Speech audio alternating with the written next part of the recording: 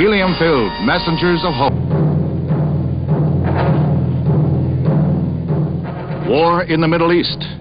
Israeli forces drive spearheads across the Sinai Peninsula, west to the Suez Canal, south to the entrance of the Gulf of Aqaba, breaking the blockade, capturing the west bank of the Jordan River, and occupying the old city of Jerusalem. The first crippling blow came early in the four-day war, when the Arab Air Force was destroyed on the ground in air raids on 25 bases in 3 countries, Egypt, Jordan, and Syria. Israel's new defense minister, General Moshe Dayan, hero of the 1956 Sinai campaign, was instrumental in mapping his nation's battle plan. The sudden swiftness of the Israeli army crushed UAR forces with a combined air and ground 1-2 punch. Egypt's charges that U.S. and British air units aided Israel are vigorously denied, while diplomatic relations are broken. Efforts toward a ceasefire continue at the United Nations. U.S. Ambassador Arthur Goldberg introduces the peace plan. An immediate debate is started in the Security Council representing 15 nations. While the United States and Russia disagree on the wording of the resolution over troop withdrawal, Israel's Foreign Minister Abba Eban charges UAR President Nasser plotted the murder of a state. The vote is finally taken and the resolution adopted unanimously. Word continues to come from the battle zone, telling of sweeping Israeli victories. Next day, Egypt accepts the UN ceasefire, joining Jordan. This left Syria facing Israeli forces alone.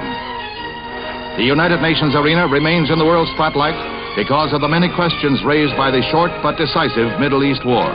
With Israel now controlling the Sinai Peninsula, all approaches to the Suez Canal, Old Jerusalem, Bethlehem, and the Gulf of Aqaba, the diplomatic struggle now begins.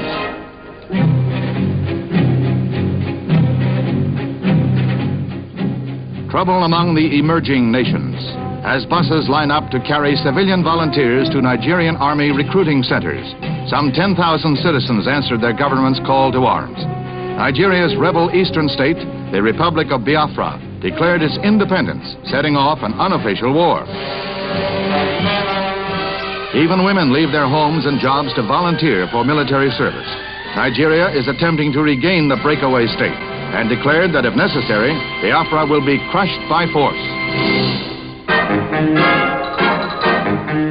Time was when a bank was for the deposit or withdrawal of cash. Nowadays in New York State, it's the spot to go for some legal gambling. Early birds line up to buy the $1 state lottery tickets, a $1 million gamble to benefit education. It's a monster monthly raffle. Prizes total $300,000 with 240 tickets drawn for each million sold. Winners get from $150,000 to $100,000 with a $250,000 annual booby prize for losers.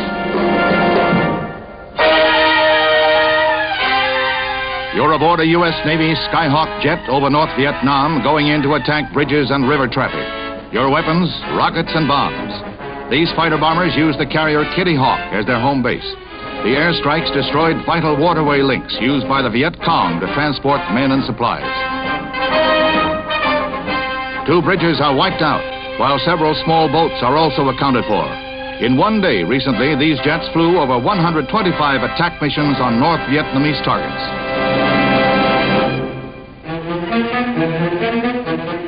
Demonstrators protest outside the West Berlin Opera House, where the Shah of Iran with Empress Farah attends the performance of Mozart's Magic Flute. Some 2,000 were in the mob. Denouncing the Shah as a murderer who arrests, tortures, and kills political opponents, the crowd clashes with Berlin police. 1 student was killed, another 44 injured, including 20 policemen. 47 people were arrested and jailed.